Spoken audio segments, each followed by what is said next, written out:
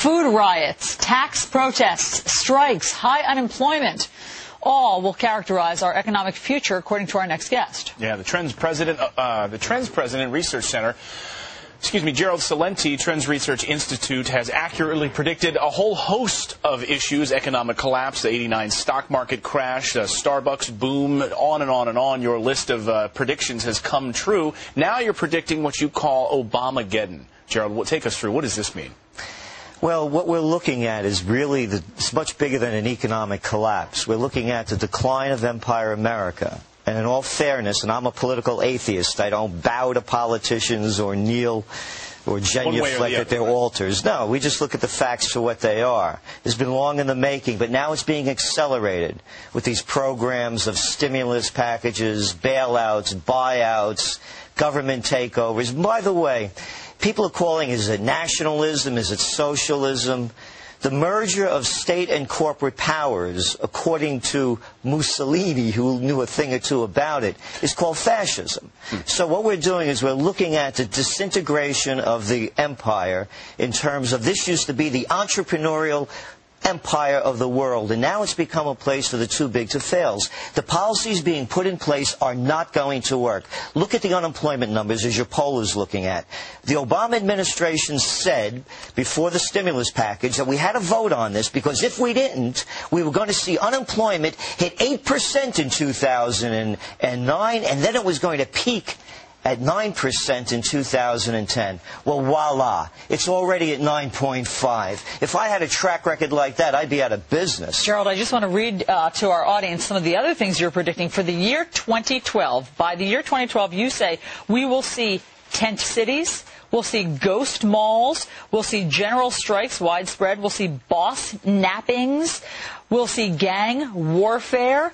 Your predictions, though you've been accurate in the past, as Clayton has said, it prompted the New York Times to say that your predictions are basically pessimism porn. Why is your outlook so much bleaker than anyone else's? Because they're selling optimism opium, confidence, hope.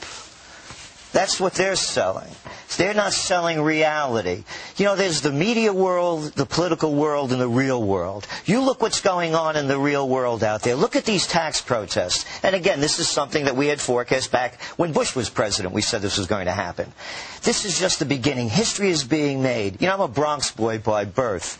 And my saying is that when people lose everything and they have nothing left to lose, they lose it. And people are starting to lose it. It's not only their jobs they're losing their pensions, they're losing their futures. You're going to start seeing student protests. Kids are going to college. When are they going to graduate? Doing what? And you look at, when you, at Trends Research, you're looking, because I can picture viewers sitting there saying, well, okay, what is he basing this on? What is Gerald basing this on? You look at a whole host of numbers and economic indicators to make this research come to light, right? And as well as global issues. Again, current events form future trends. Today we're just hearing India has now joined with Russia and China in talking about a new reserve currency. They all want a bailout of dollars. You cannot print phantom money out of thin air based on nothing and producing practically nothing without destroying the economy. So, Gerald, we hate to leave people with the vision of the apocalypse. What's the answer? Since you do crunch all of these numbers and look at all of these trends, what is the answer to making the trend tick upward again? First of all, the government has to stay out of private enterprise and stop taking equity positions in it.